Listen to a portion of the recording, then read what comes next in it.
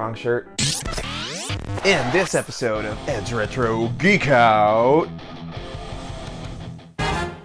Oh, it's Game Dave here, and you look a little bit digitally distracted because it's time for Ed's Retro Geek Out. I feel a bit digitally distracted. That's freaking Game Dave. Welcome to this episode of Ed's Retro Geek Out, where we go over to Pixel Day and find a ton of rare games for really great prices. Yeah, I don't know which ones to get. I'm gonna kill you, Ed. Ed, I'm gonna kill you. Which convention are we at?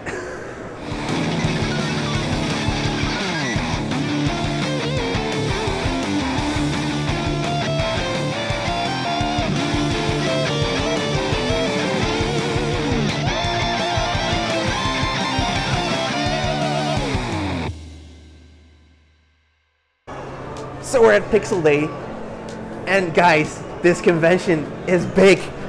This is one of the halls. There's another hall right there, just as big. There's so many games right now. Let's get the game hunting, guys.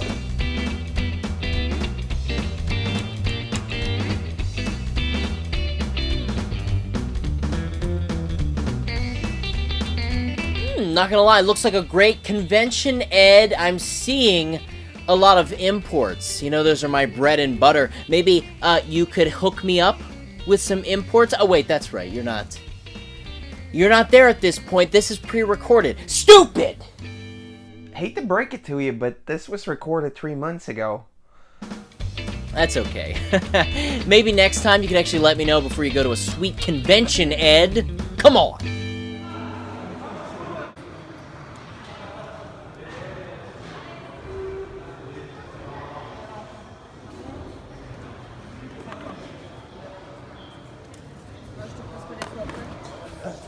So one of the first vendors I go to, I already find a really cool game called Wampum.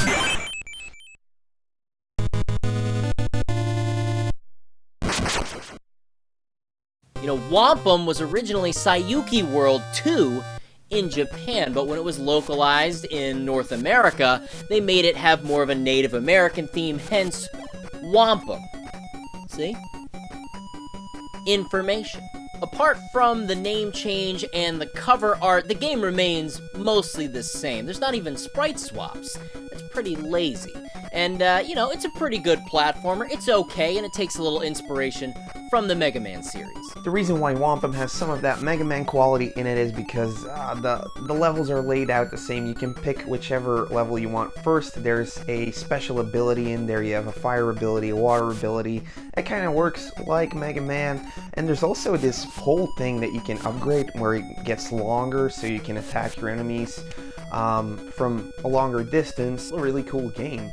Alright, so one new NES game down. Let's see if I can find some other games.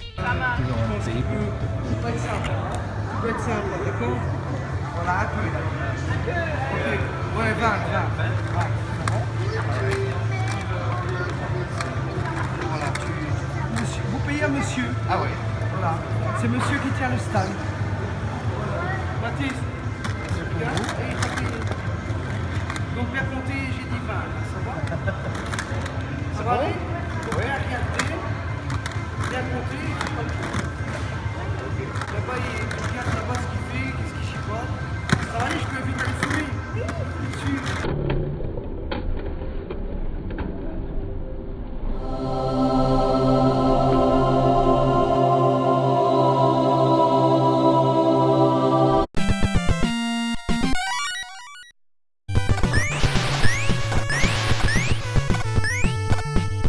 Oh yeah, Bucky O'Hare. This guy has Bucky O'Hare over here for 12 euros. And I find another NES game, all of the games are 12 euros. But for Bucky O'Hare, that's a pretty good deal. I bundled them up and I paid 20 euros for both of them. I also picked up WCW, so World Championship Wrestling over there. Don't have too much to say about that one because I freaking picked up Bucky O'Hare for 10 euros. Good lord, that's a good find. I'm super jealous. You know why? Because I don't own a copy of Bucky O'Hare. Give me your copy of Bucky O'Hare, Ed. Edward? Eddie? Give it. Oh. Bucky for 10 bucks. Yeah. This day isn't gonna get any better. I'm a floating head. Maybe it is. And I grew up with Bucky O'Hare, man. I had all the toys. That's a whole story. Yeah. Looking for those toys, by the way, complete.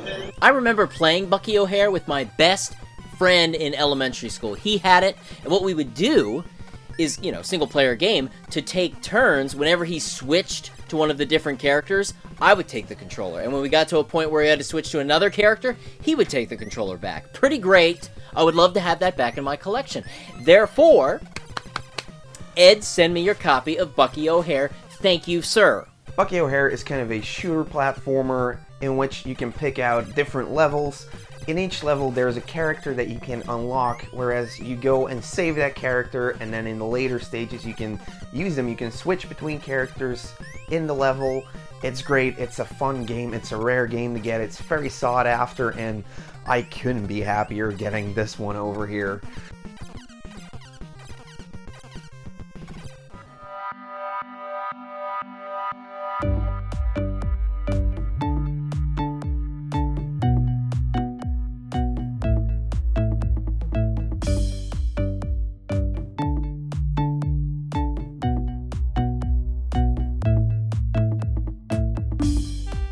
And here I find a power glove. There's two of these. There's a medium and a large model.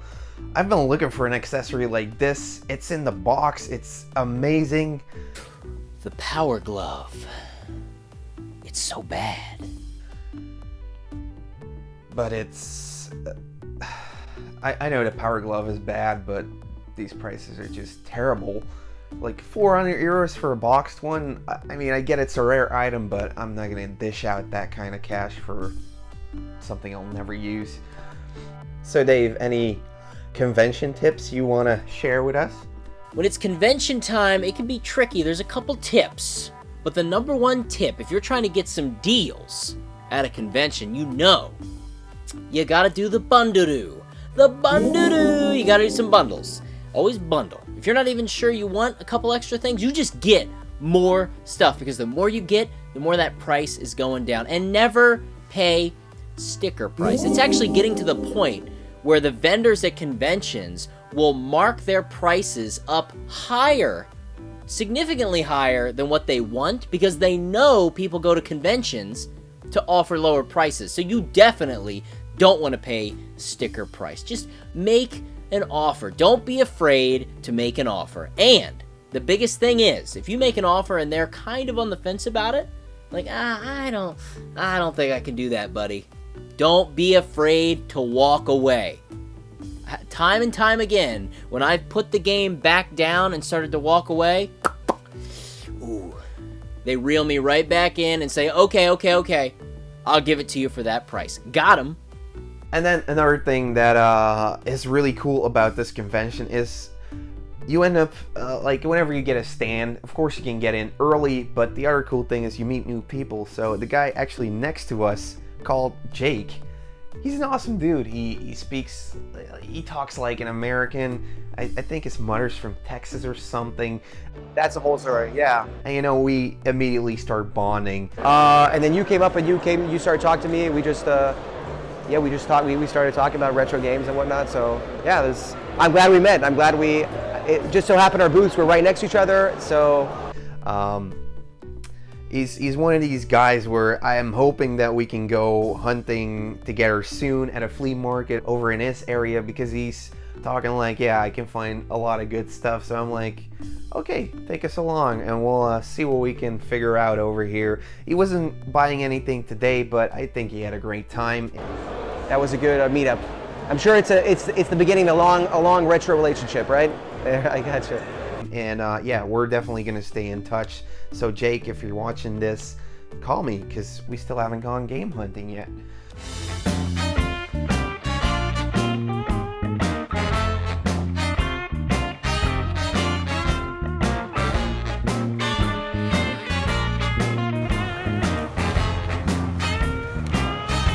Now, at another vendor, I also picked up Tails Adventure for €5. This is one of the Game Gear games I was really looking to get. It's an exclusive game for the Game Gear.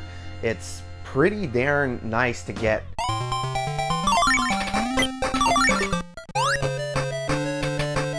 Released in 1995, Tails Adventure for the Game Gear was the first Sonic spin-off game, starring Miles Tails Prower, the full name, his God-given name. This is sort of a mix of action platforming, and it's a pretty good game for the battery-guzzling Game Gear. So this Tails Adventure game can go up to €40 over here, which is a really good price. I don't get how I got it for $5. I think the guy didn't really know what he had, but he didn't ask me what it was worth, so I just gave him the €5. Whew! Good lord! Got it. You mind filming it a bit? Just to them like going through the games or... Ed gave me a camera, so I played a little the cameraman role today for him. So today joining me is also my buddy Vic, which is a really cool story actually. I ended up loading up a room tour for my game room, and my buddy was like, hey, I recognize this guy because we used to play in bands together, like we used to have gigs together, and he was like, hey, I see you're also into the retro gaming stuff. So we ended up meeting up over here at this gaming convention called Pixel Day, and I kind of forced him to be my camera dude today because I didn't have anyone to film. I wasn't really sure what I was supposed to do because this was my first time filming for a YouTube video. I hope he does a great job, so yeah. He also picked up a pretty cool game over here, a Saturn shooter, I believe. Let's take a look at that.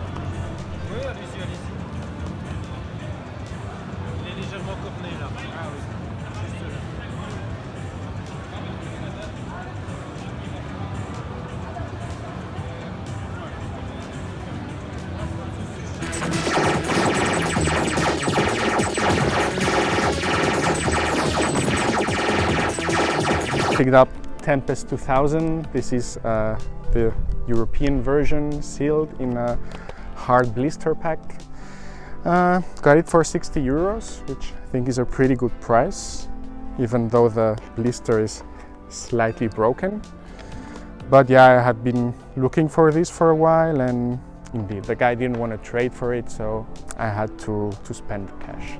I would definitely recommend this game for fans of shooters, especially old school shooters where the mechanics of the game are quite simple. So me and Vic are walking around having a great time and actually come across a vendor that I still know from last year. And that's not the only thing I remember from last year. There's still some games in his booth that are still there. So I'm thinking, these games haven't moved for over a year. I'm gonna go and make a move on these, try getting them cheaper.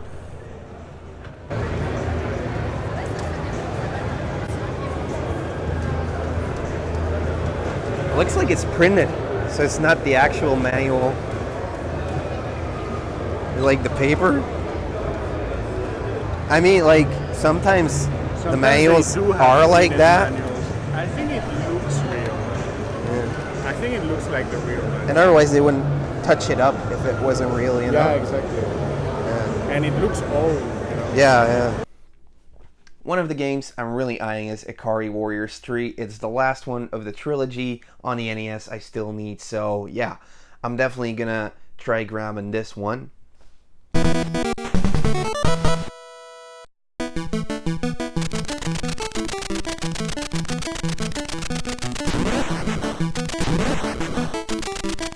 Oh, Ikari Warriors. What I mostly remember from Ikari Warriors is Victory Road, Ikari Warriors 2. Those are pretty tough games.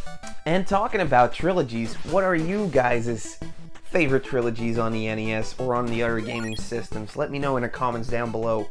You know, it's hard to pick a favorite video game trilogy because a lot of the series I love kept going. they kept going. Suikoden, my favorite series of all time. You know, we had Suikoden 1, Suikoden 2, Suikoden 3. That was my trilogy of favorites, and then we got 4 and 5 and all the spin-offs, so that doesn't count.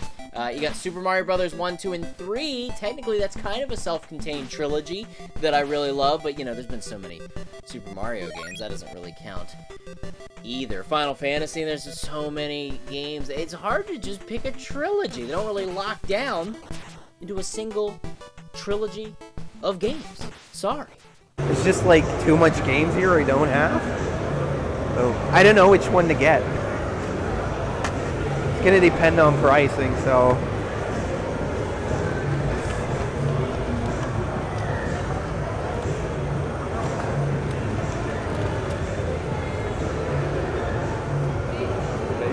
Messed up label, but it's 5, but no.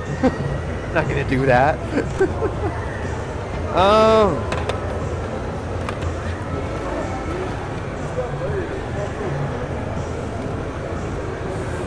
Yeah, I don't know which ones to get. I kind of want this one, and I want all 4, but that's just too much money.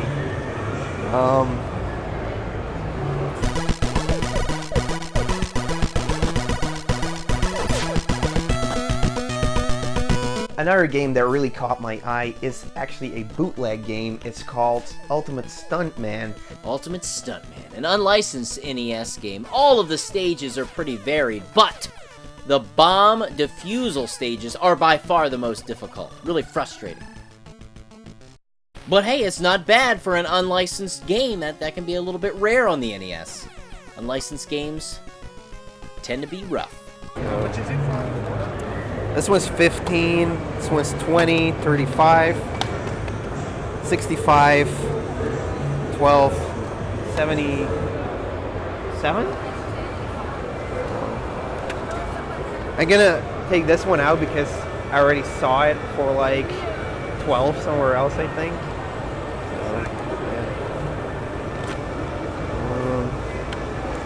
Trying to get a deal. Yeah, I'll ask him.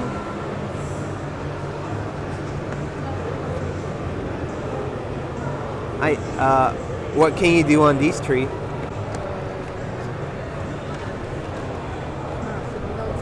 Ici. 30. 60. Can you 55?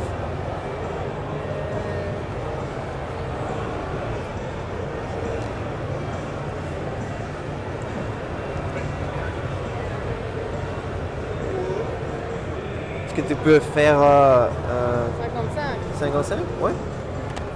Je sais pas, il est pas là. Ah, okay. Isn't that in? Is that not in? No. Non. Oh, this is another vendor? Or Ah, avec là. oh, mais c'est Louis, non? What? Yes. 55.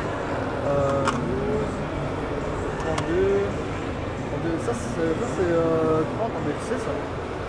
Il veut combien, monsieur? 62, il veut 55. 55, okay. Yeah, is that good? All right, cool. Thank you so much. Le dog du bag? Yeah, if possible. All right, thank you so much. All right.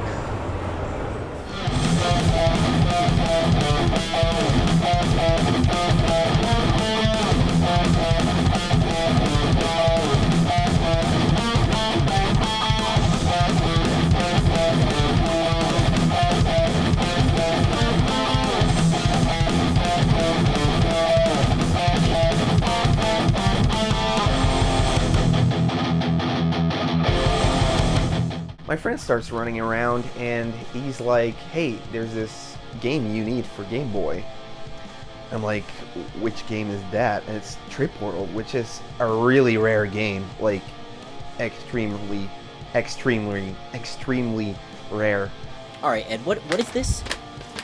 Trip World for the Game Boy. That's one of the most rare PAL exclusive games. That is a rare game, Ed. I've never heard of it. That's how rare it is.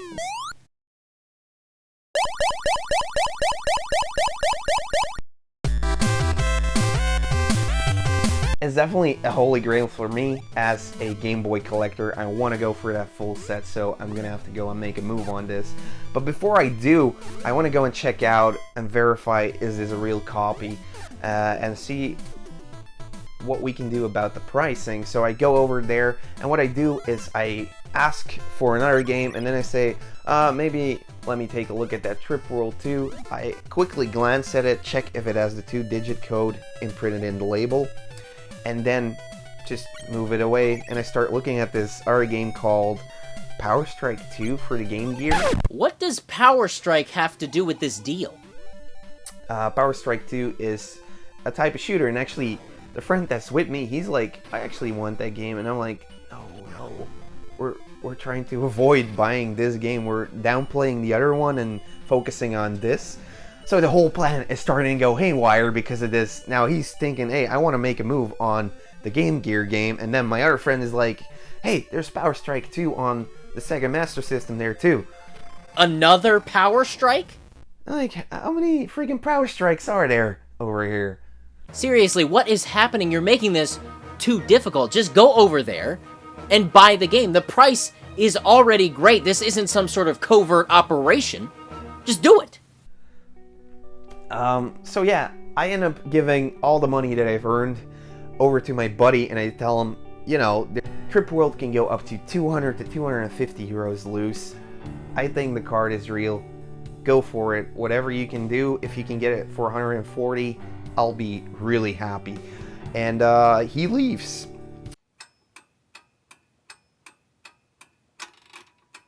And now we're still waiting to see, did my buddy come back with Power Strike 2 and some other games? Because, you know, he's gonna do the old, not a bundaroo, but this is another tip. This is like, you grab a couple of games, you get the discount, and you start removing games from the pile you don't want, but you keep the discount, because the games we're trying to buy, Power Strike 2 on the Sega Master System, really expensive.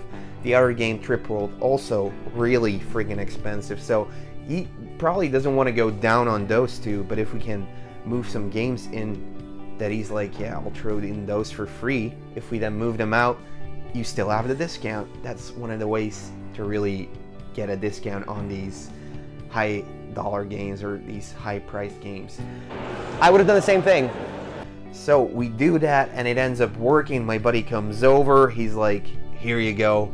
It all worked out fine. He got his Power Strike 2. I have freaking Trip World.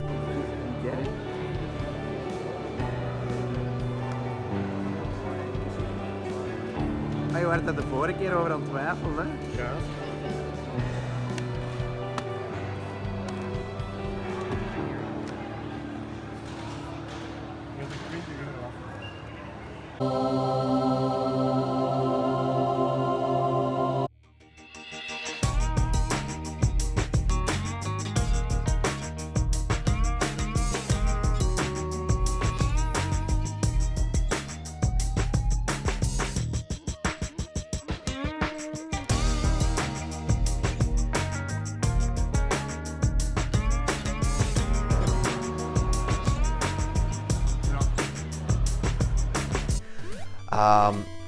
And Trip World is an expensive game. It's not like Spud's Adventure or Amazing Tater, where it's just kind of like a puzzling game. This is actually a cool platformer. It kind of feels like Mr. Gimmick, but for the Game Boy. And I couldn't be happier with this one. Another holy grail for the Game Boy collection crossed off of the list. Also take the card over to a friend of mine who can unscrew it and check it out. The board is legit, so I couldn't be freaking happier. This is amazing. Trip World, now that is one rare Game Boy game. In it, you play as Yako Poo in what is really just a scaled-down version of Mr. Gimmick on the NES. You can shapeshift, and there's some other cool power-ups in this platforming game. I try to go to bed early, but it doesn't happen. I stay awake in bed, my eyes open, watching YouTube retro hunting video game videos. I'm a floating head. Yaka Poo! Poo. Alright, so that was it for this episode of Et's Retro Geek Out. I had an amazing time. A big thank you, a big I'm not worthy to Game Day for appearing in this episode because, well, if you haven't heard about him, go and subscribe. You'll definitely love all of his content. Yeah, I put out a video every Monday, so be sure to subscribe and check out the videos as they come out every Monday. So I'll see you later. Bye, guys. All right, Ed, it's been fun. Thanks for letting me geek out all over the place with you on your channel. It's been fun. Just make sure you send me that Bucky O'Hare. All right, that'd be great. Yo, Dave, are you home? I brought that Bucky O'Hare you were asking about. Oh yeah, right. This was pre-recorded. Okay. Well, I guess you don't want it. It's a PAL B game, so you probably couldn't do anything with that. He's got some cool stuff over here. Maybe I'll take a look. I'm gonna kill you, Ed. Ed, I'm gonna kill you.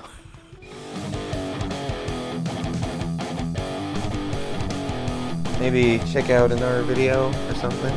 Yeah.